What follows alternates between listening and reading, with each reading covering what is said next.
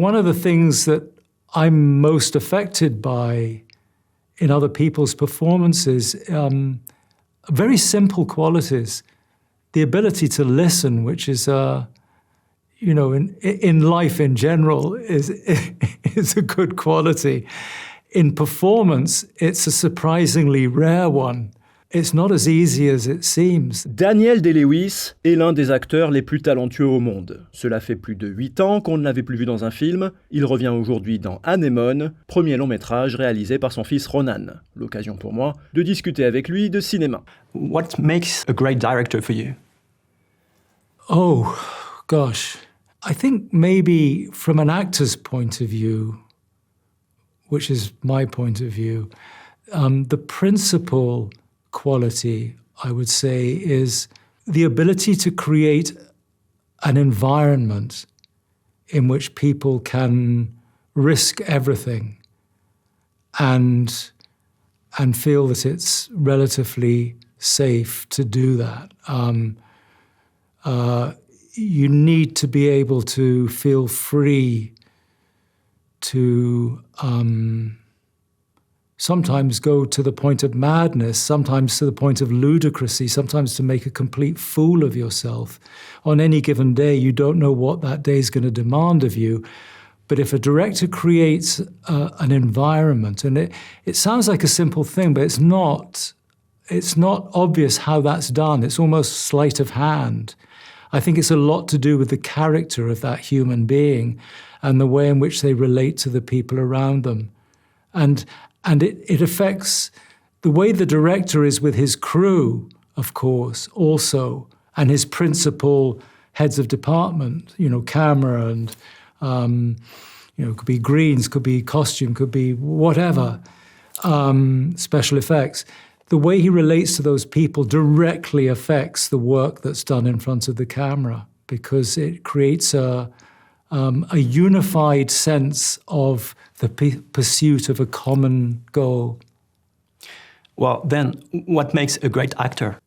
Well,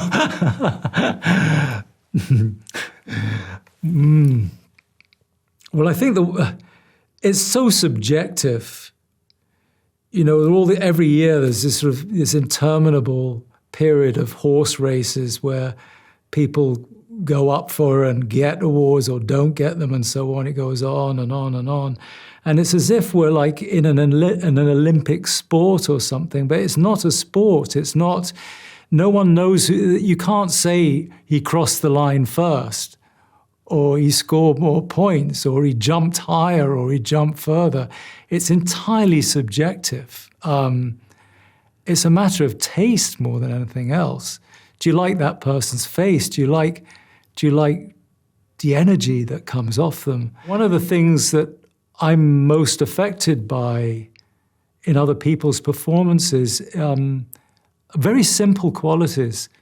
The ability to listen, which is, in life in general, is a good quality. In performance, it's a surprisingly rare one. And it's not as easy as it seems. The concentration, the energy that is always giving, sort of moving towards that other person, towards the colleague. I mean, that's a beautiful thing. I admire Robert Duvall's work, amongst many others, very much, and I only mention him because he died recently. But he was a great listener. It is interesting you mentioned the fact to listen to, because one thing I really enjoyed in the movie was the silence. The fact that, the silence has a big part in it. It's a movie about the difficulty to communicate, so it makes sense. And the score is important. There is sounds of nature, but the first dialogue occurs around the 20 minutes with silence, and then there is a dialogue. And to me, it allowed me to put my imagination in the screen. But do you think movies now give enough room to silence? I think there is noise all around.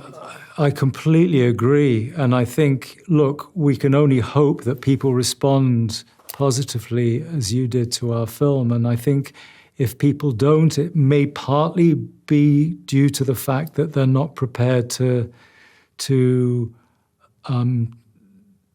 to take that time, to have that patience, to allow things to reveal themselves. The last time you were on the screen was for Phantom Thread back in 2017. Cinema has changed with social media. Yes. TikTok, the attention rate has decreased. How do you picture this?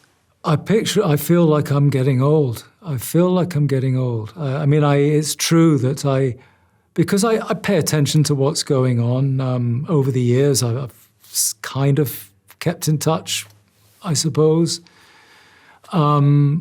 But it's bewildering to me. I'm not sure I'll ever get used to it. I think, there has to be a generational gap. You don't know what's going to create that gap, but what you just described is something that makes me very aware of that.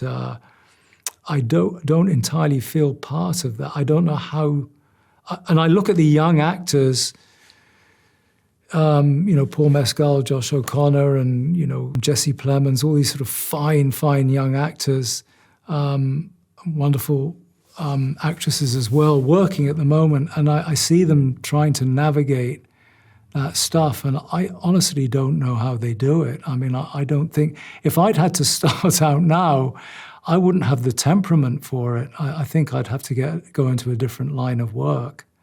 I think the pressure created by the need for the use of social media is huge on young people.